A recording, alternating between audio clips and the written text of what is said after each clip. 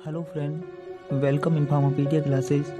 आज हम अपने फार्माकोलॉजी का नेक्स्ट जो टॉपिक है CNS सेंट्रल नर्वस सिस्टम, इसके बारे में पढ़ेंगे। CNS में हम सबसे पहले सेडेटिव्स एंड हिप्नोटिक ड्रग्स के बारे में पढ़ेंगे। ये अपना लेक्चर नंबर 21 है, इसका पार्ट फर्स्ट आज हम पढ़ेंगे। सबसे पहले हम सेडेटिव्स एंड हिप्नोटिक ड्रग के बीच में डिफरेंस देखते हैं। तो सेडेटिव ड्रग ऐसी ड्रग होती है जो अपने को फील कराती है क्लैम्प, या फिर अपने अंदर स्लीप जैसी फीलिंग इंड्यूस करती है।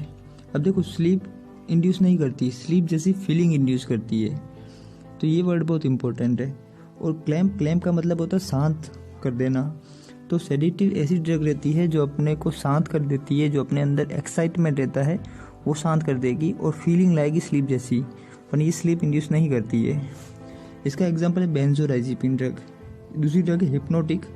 तो हिप्नोटिक ऐसी ड्रग होती है जो अपने अंदर इंड्यूस करती है स्लीप को। तो इस ड्रग की वजह से हम सो जाते हैं, और इस ड्रग की वजह से हम सोते नहीं हैं, बट फीलिंग ऐसी आती है अपने को स्लीप जैसी। ठीक है, तो ये आपको डिफरेंस याद रखना है। छोटा सिंपल सा डिफरेंस है। कई बार एग्जाम में कन्फ्यूजन रहता है कि हिप्नोटिक और सेडेटिव ड्रग में कौन सी ड्रग स्लीप इंड्यूस करती है। तो हम सोचते हैं एस से सेडेटिव से और एस से स्लीप, ऐसा कुछ ट्रिक बना देते हैं, तो ऐसे गलत हो जाएगा।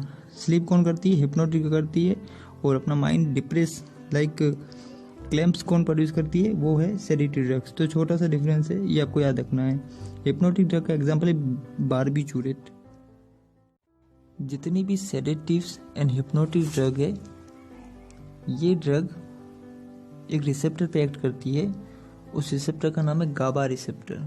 तो देखो, ये है गाबा रिसेप्टर। ठीक है, इस ड्रग के ऊपर आपको पता है सेडेटिव हिप्नोटिक दोनों ड्रग क्या करती है? अपना एक्शन देती है।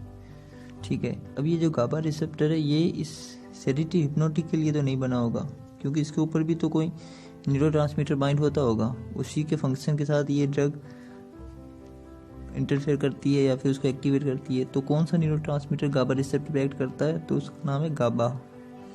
गाबा मतलब गामा अमीनो ब्यूटारिक एसिड। तो ये जो गामा अमीनो ब्यूटारिक एसिड है, ये न्यूरोट्रांसमीटर इनहिबिटरी नेचर का रहता है। इनहिबिटरी मतलब ये अपने को शांत कर देगा। तो गाबा जो ये न्यूरोट्रांसमीटर है, गामा अमीनो ब्यूटारिक एसिड, तो इसके 3 रिसेप्टर अपनी बॉडी के अंदर रहते हैं, गाबा ए, गाबा बी और गाबा सी। तो ये जो गाबा ए है, ये आयन चैनल या क्लोराइड चैनल इनफ्लक्स वाला टाइप का रिसेप्टर है। अब ये इनफ्लक्स टाइप का रिसेप्टर क्या है, ये हम देखेंगे अभी आगे। इसी तरह गाबा बी है, ये GPCR रिसेप्टर है, जी प्रोटीन कपल रिसेप्टर। और ये जो गाबा सी है, ये भी आयन चैनल है जो गाबा ए की तरह, और ये रेटिना के अंदर पाया जाता है। अभी जो गाबा सी रेटिना के अंदर पाया जाता है, और जो ये गाबा ए है, ये जो रिसेप्टर ये अपने ब्रेन में ज़्यादातर पार्ट में यही रिसेप्टर पाया जाता है। वही जो ड्रग है हिप्नोटिक और सेडेटिव ड्रग, जो बेंजोडाइज़ेपिन और बारबिटूरेट, और भी बहुत सारी ड्रग है सेडेटिव हिप्नोटिक के अंदर, वो सारी ड्रग गाबा ए रिसेप्टर पे ही अपना एक्शन देती है। ये आपको याद रखना है। तो आपको बेसिक पता चल गया होगा ये कैसे एक्शन देती है। कई बार एग्जाम में क्वेश्चन आता है कि सेडेटिव हिप्नोटिक ड्रग कौन से गाबा के रिसेप्टर के ऊपर एक्ट करती है? तो वो गाबा ए रिसेप्टर के ऊपर एक्ट करती है। वो गाबा ए कौन से टाइप का रिसेप्टर है? वो आयन चैनल वाला रिसेप्टर है। अभी आयन चैनल क्या है, ये मैं आपको रिसेप्टर वाले चैप्टर में पढ़ाऊंगा। और ये क्लोराइड चैनल आयन है, तो कौन सा आयन है? वो क्लोराइड आयन है। वो भी कौन सा? इनफ्लक्स वाला है, मतलब अंदर की ओर जाएगा क्लोराइड। इफ्लक्स मतलब क्लोराइड जब बाहर आता है, तो ये इनफ्लक्स टाइप का है। अभी हम देखने वाले हैं। ये जो गाबा बी GPCR रिसेप्टर है, जी प्रोटीन कपल रिसेप्टर। तो इतना आपको याद रखना है। अब ये जो गाबा ए है, ये पेंटामेरिक भी रहता है, ये भी आपको याद रखना है। अभी हम नेक्स्ट स्लाइड में देखने वाले हैं। ये जो आप रिसेप्टर देख रहे हो, ये रिसेप्टर गाबा रिसेप्टर है, जो अभी हमने पिछली स्लाइड में बात की। गाबा में कौन सा? गाबा ए। तो अभी हमने बोला था जितनी भी सेडेटिव हिप्नोटिक ड्रग है वो गाबा ए पे अपना एक्शन देती है। तो ये गाबा ए रिसेप्टर है। मैंने आपको बोला था वो गाबा ए जो रिसेप्टर है वो पेंटामेरिक रिसेप्टर रहता है। तो पेंटामेरिक क्यों है? क्योंकि इस गाबा ए के ऊपर 5 यूनिट रहती है। तो देखो 1 2 3 4 5, जिसमें 2 अल्फा रहती है, 2 बीटा रहती है और एक गामा रहती है, तो टोटल कितनी 5 यूनिट रहती है, इसीलिए इसको पेंटामेरिक बोलते हैं।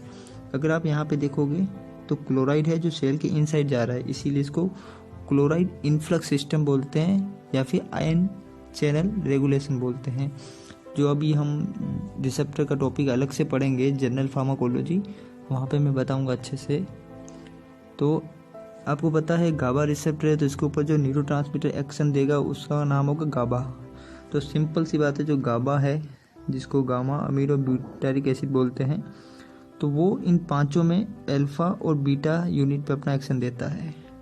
इसी तरह अगर हम बात करें बेंजोडाइजिपिन, जिसको BZD बता रहा हूँ, बेंजोडाइजिपिन, और दूसरी तरह के बारबीचूरेट, तो BAR से लिख रहा हूँ बारबीचूरेट। तो ये जो बेंजोडाइजिपिन है, ये जो ड्रग है ये अपना एक्शन देती है अल्फा और गामा यूनिट पे, ये आपको बहुत इंपॉर्टेंट आपको याद रखना है।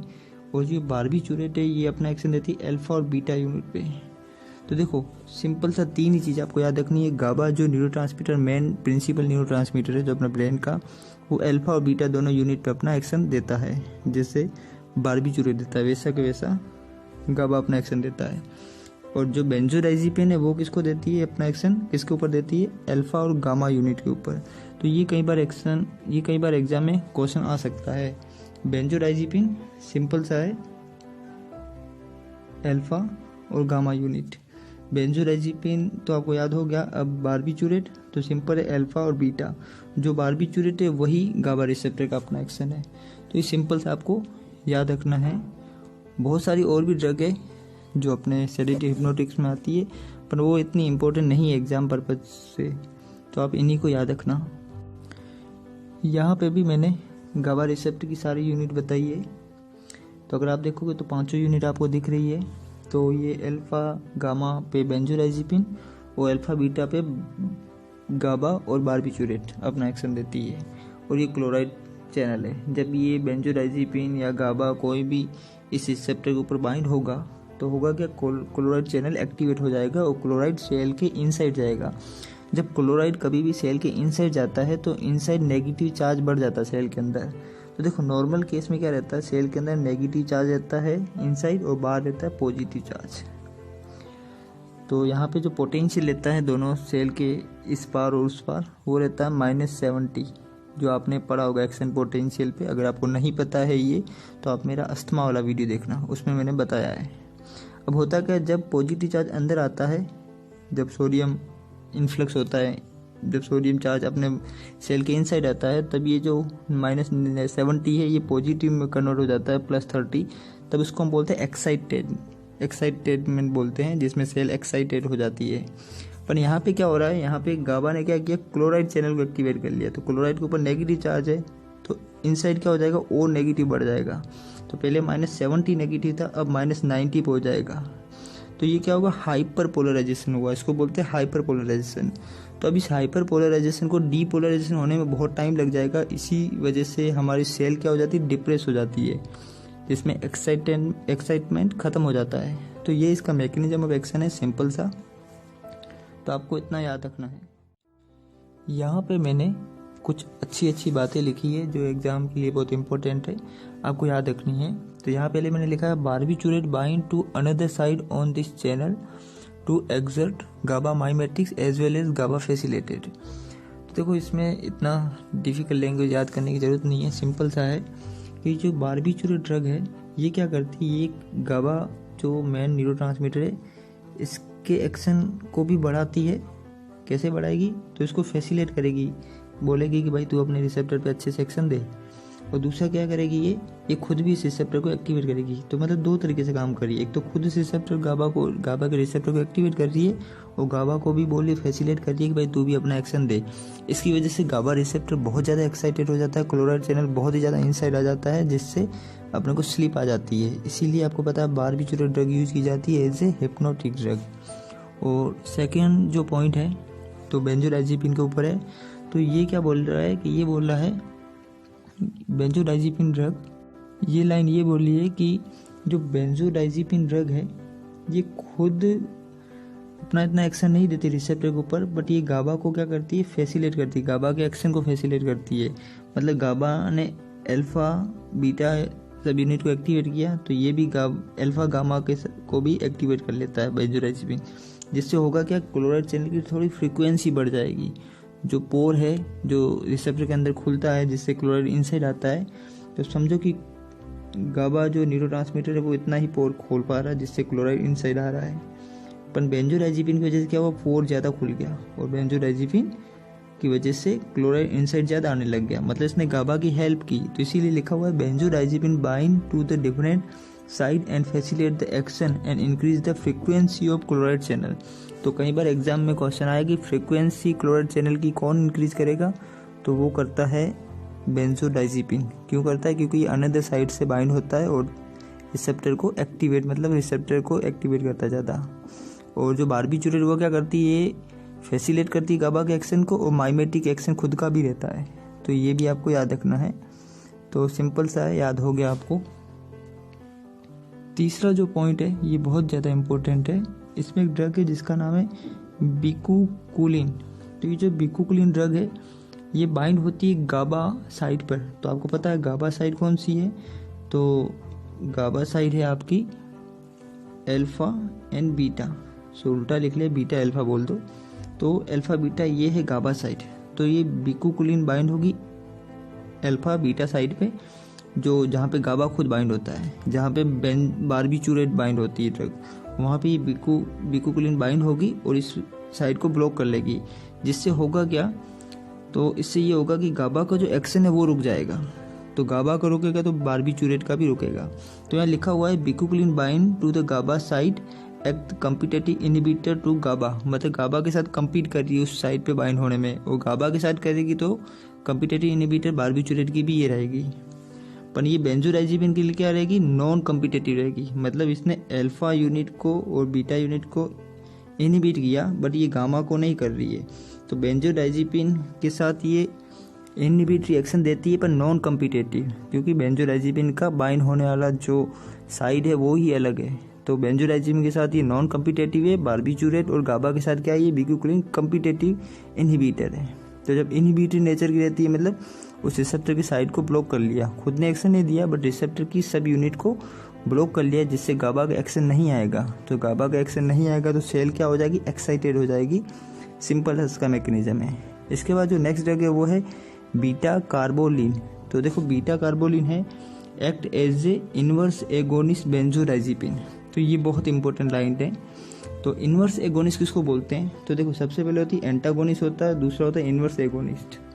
तो देखो एंटागोनिस्ट क्या करता है ये हमेशा किसी भी रिसेप्टर को ब्लॉक करेगा मतलब ना तो खुद एक्शन देगा ना किसी और को एक्शन नहीं देगा। तो ये न्यूट्रल स्टेट में रहता है रिसेप्टर। पर ये जो इनवर्स एगोनिस्ट है ये क्या करेगा, जैसे ये गाबा रिसेप्टर है, तो जब गाबा इस पर बाइंड होगा तो ये इनहिबिटरी एक्शन आता है। पर ये इनवर्स एगोनिस्ट जब बाइंड होगा तो इसका जो आउटपुट एक्शन आएगा वो क्या होगा, एक्साइटेड रहेगा, मतलब अपोजिट वाला एक्शन आएगा। तो सिंपल सा है कि जब ये बीटा कार्बोलिन ड्रग दी जाती है किसी पेशेंट को, तो वो क्या करेगी, वो एक्साइटेडमेंट करेगी, इनवर्स एगोनिस्ट एक्शन देगी बेंजोडाइज़ेपिन का। मतलब बेंजोडाइज़ेपिन करती है क्या करती है, क्लैम्प कोज करती है, मतलब अपने एक्साइटमेंट कम करती है। बट ये ड्रग क्या करेगी, बीटा कार्बोलिन, ये एक्साइटमेंट बढ़ा देगी। तो जो एपिलेप्सी के पेशेंट होते हैं उनको बीटा कार्बोलिन नहीं दे सकते, क्योंकि उनमें ये एक्साइटमेंट बढ़ा देगी, तो ज़्यादा एपिलेप्सी के एपिसोड आने लग जाएंगे। इसी तरह एक नीचे ड्रग है जो जीपेट के एग्जाम में बहुत बार पूछी गई है, फ्लूमाजेनिल। तो देखो ये फ्लूमाजेनिल ड्रग है, ये कम्पिटेटिव एंटागोनिस्ट है बेंजोडाइज़ेपिन का। तो देखो कम्पिटेटिव मतलब जहाँ पे बेंजोडाइज़ेपिन बाइंड होती है वहाँ पे ही ये फ्लूमाजेनिल ड्रग बाइंड होगी। तो आपको पता है बेंजोडाइज़ेपिन कहाँ पे बाइंड होती है, तो अल्फा एंड गामा यूनिट पे। तो फ्लूमाजिल भी कहाँ होगी, यहीं पे बाइंड होगी। तो इस रिसेप्टर पे फ्लूमाजिल बाइंड हो जाएगी, फ्लूमाजेनिल ये ड्रग बाइंड हो जाएगी, और ना तो खुद अपना एक्शन देगी ना बेंजोडाइज़ेपिन को देने देगी। तो ये एंटागोनिस्ट अपना एक्शन देती है। तो हम इस ड्रग को कहाँ यूज करते हैं, तो हम इसको यूज करते हैं बेंजोडाइज़ेपिन की पॉइजनिंग में। जब किसी को पॉइजनिंग हो जाती है बेंजोडाइज़ेपिन की, तब हम flumazenil as a antidote use करते हैं। और हम इसको बीटा कार्बोलिन की जब और टॉक्सिसिटी हो जाती है तो वहाँ पे भी हम इसको यूज कर सकते हैं। ये सिंपल सा आपको याद रखना है। फ्लूमाजेनिल बहुत बार एग्जाम में पूछा गया है, ये एंटीडोट है बेंजोडाइज़ेपिन का। अब हम बारबीचूरेट्स के बारे में अच्छे से पढ़ेंगे। तो मैंने अभी आपको बताया बारबीचूरेट जो ड्रग रहती है वो हिप्नोटिक ड्रग रहती है जो गाबा रिसेप्टर को एक्टिवेट करती है और इसका इनहिबिट रिएक्शन आता है। गाबा के ऊपर ये कहाँ पे एक्ट करती है, तो ये अल्फा बीटा यूनिट पे अपना एक्शन देती है। जहाँ पे गाबा न्यूरोट्रांसमीटर खुद एक्ट करता है वहीं पे ये ड्रग एक्ट करती है। तो बारबीचूरेट एक क्लास है, इसके अंदर बहुत सारी ड्रग आती है। अब जितनी भी ड्रग है बारबीचूरेट क्लास के अंदर, उन सभी ड्रग के अंदर एक कॉमन रिंग सिस्टम रहता है, उसी के बारे में एग्जाम में पूछा जाता है। तो ये जो आपको रिंग दिख रही है यही रिंग पाई जाती है बारबीचूरेट ड्रग के अंदर। तो कौन सी रिंग है ये इंपॉर्टेंट है, एग्जाम में पूछ सकते हैं। 2, 4, 6 पायरीमिडीन ट्राइओन। तो पायरीमिडीन किसको बोलते हैं, 6 मेंबर की रिंग जिसके अंदर 1 और 3rd पोजीशन पे 2 नाइट्रोजन है। तो देखो यहाँ पे मैं नंबरिंग करूँ 1, फिर यहाँ पे 2, ये 3, तो 1, 3 पे 2 नाइट्रोजन है तो इसको पायरीमिडीन रिंग बोलेंगे। 3, ये 4, ये 5 और ये 6 मेंबर की रिंग है। तो देखो यहाँ पे मैंने लिखा 2, 4, 6, तो मतलब देखो 2 पोजीशन, ये 2 पे एक O ग्रुप है और फिर है 4 पोजीशन पे, फिर है अपना 6 पोजीशन पे। तो यहाँ पे ट्राइओन ग्रुप लगा हुआ है, तो इसीलिए इसको बोलते हैं 2, 4, 6 पायरीमिडीन ट्राइओन रिंग। तो ये आपको रिंग सिस्टम कौन सा है ये आपको पता चल गया। अगर आपको रिंग में थोड़ा कन्फ्यूजन होता है हमेशा, तो मैं आपको बता देता हूँ, आपने ऑर्गेनिक केमिस्ट्री पढ़ा होगा। अगर कोई 5 मेंबर की रिंग है, ठीक है, इसके अंदर नाइट्रोजन लगा है, इसको बोलते हैं पायरोल। अगर इस 5 मेंबर रिंग में जो ये डबल बॉन्ड है, ये 5 मेंबर की मान लो आप, तो एक डबल बॉन्ड मैंने हटा दिया तो इस पायरोल से ये बन गई पायरोलिन रिंग। अगर मैंने दोनों डबल बॉन्ड हटा दिए, सिर्फ नाइट्रोजन रखा, तो इसको बोलते हैं पायरोलिन, ठीक है। फिर मैं 6 मेंबर की रिंग बोलता हूँ जिसमें क्या होता है, एक नाइट्रोजन है और 3 डबल बॉन्ड है, तो इसको बोलते हैं पायरीडीन बोलते हैं। सारे डबल बॉन्ड हटा दूंगा तो पाइपेरिडीन हो जाएगा, जो आपको पता होगा।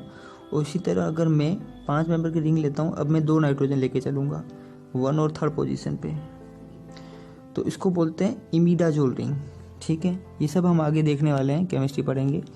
फिर अगर मैं करूँ कि अगर मैं 6 मेंबर की रिंग लेता हूँ और उसके 1 और 3rd पोजीशन पर नाइट्रोजन लगाता हूँ, तो इसको बोलते हैं पायरीमिडीन रिंग बोलते हैं, ठीक है।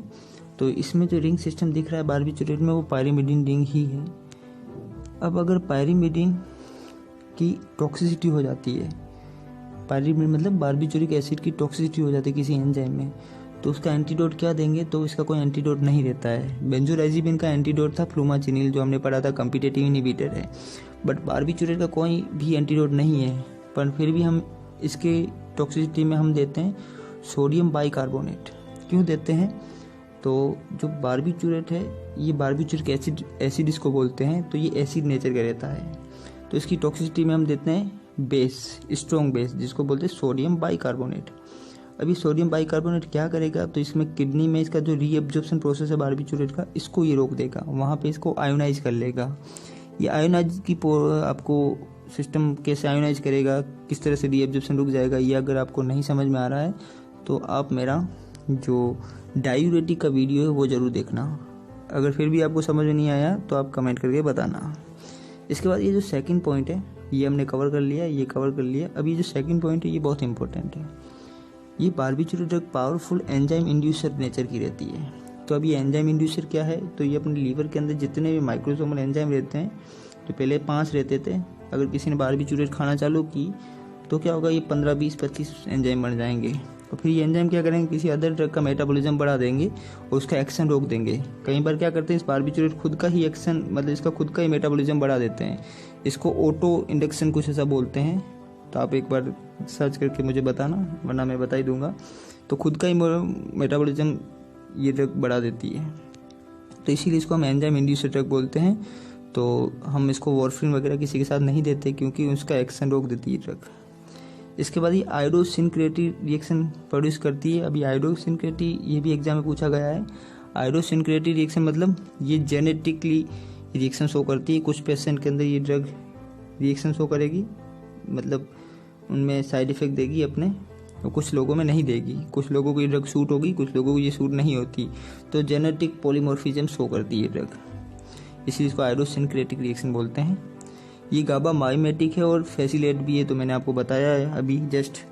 ये इंक्रीज करती है ड्यूरेशन ऑफ क्लोराइड चैनल। तो देखो ये ड्यूरेशन ऑफ क्लोराइड चैनल का इंक्रीज करती है। और बेंजोडाइजेपिन क्या करती है, वो फ्रीक्वेंसी बढ़ाती है क्लोराइड चैनल की। तो ये छोटा सा डिफरेंस आपको याद रखना है।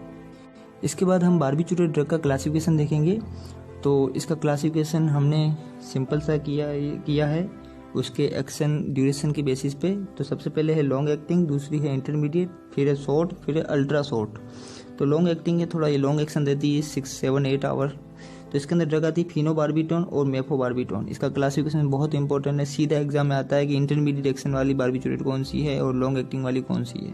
तो देखो फिनोबार्बिटोन, मेफोबार्बिटोन है लॉन्ग एक्टिंग, इंटरमीडिएट में आती है एमोबार्बिटोन और ब्यूटाबार्बिटोन। इसके बाद शॉर्ट एक्टिंग में आती है हेक्सोबार्बिटोन और पेंटोबार्बिटोन, और अल्ट्रा शॉर्ट में आती है मिथोहेक्सिटल और थायोपेंटल। तो इन सब के बारे में हम देखेंगे, इनके स्ट्रक्चर भी देखेंगे, वो नेक्स्ट वीडियो में देखेंगे। तो ये आपको क्लासिफिकेशन याद रहना चाहिए, फिनोबार्बिटोन, मेफोबार्बिटोन लॉन्ग एक्टिंग, इंटरमीडिएट में एमोबार्बिटोन और ब्यूटाबार्बिटोन, शॉर्ट एक्टिंग में हेक्सोबार्बिटोन और पेंटोबार्बिटोन, और अल्ट्रा शॉर्ट में मिथोहेक्सिटल और थायोपेंटल। अब हम थोड़ी इसकी सिंथेसिस देखेंगे, बहुत सिंपल है। क्वेश्चन आता है एग्जाम में, इसका स्टार्टिंग मटेरियल क्या लेंगे जब बारबीट्यूरेट सिंथेसिस करेंगे। तो उसका स्टार्टिंग मटेरियल हम लेते हैं मेलोनिक एसिड लेते हैं, तो ये आपको याद रखना है। दूसरा हम लेते हैं यूरिया, तो ये यूरिया है, ये मेलोनिक एसिड है, और यहाँ पे एक RX ग्रुप लेते हैं। R वो ग्रुप है जो कौन सी हम बारबीट्यूरेट बनाने वाले हैं, उसका जो R ग्रुप है, ये सब मैं बताऊंगा जब स्ट्रक्चर बताऊंगा तब। तो वो R ग्रुप लेते हैं, जैसे फिनोबार्बिटोन में अलग R ग्रुप होगा, इसी तरह मेफोबार्बिटोन में अलग R ग्रुप होगा, और एमोबार्बिटोन में अलग R ग्रुप होगा। तो उसके बेसिस पे हम RX ग्रुप लेते हैं, यूरिया लेते हैं, मेलोनिक एसिड लेते हैं, तो फाइनली बारबीट्यूरिक एसिड बन जाता है। तो इतना सही आपको इसके सिंथेसिस में याद रखना है। नेक्स्ट क्लास में हम क्या करेंगे, हम स्ट्रक्चर देखेंगे सारे बारबीट्यूरेट का, और इसके बाद कुछ इंपॉर्टेंट फैक्ट देखेंगे बारबीट्यूरेट के ऊपर। फिर हम बेंजोडाइजेपिन अच्छे से पढ़ेंगे और कुछ और इम्पोर्टेंट फैक्ट देखेंगे जो एग्जाम में आते हैं। उसके बाद अपना ये चैप्टर खत्म हो जाएगा। तो आप मेरे वीडियो को शेयर करो, सब्सक्राइब करो, लाइक करो। Thank you.